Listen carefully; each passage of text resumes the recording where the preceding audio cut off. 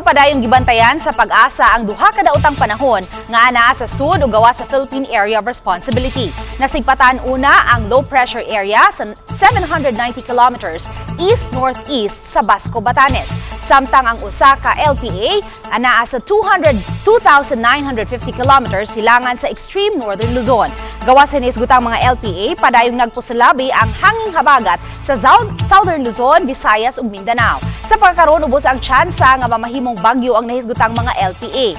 Kini base sa wind forecast sa metraweather. Apan ang trough o ang extension sa LPA nga anaasud sa Philippine Area of Responsibility mo'y maghatag og uwan sa Batanes ug Cagayan matod sa PAGASA. Karong buntaga posibleng muuwan ang Central ug Eastern Visayas base sa rainfall forecast sa metraweather. Magpadayon kini hangtod sa hapon mao nga kinahanglang magmabinantayon gihapon sa mga pagbaha ug pagdahili sa yuta.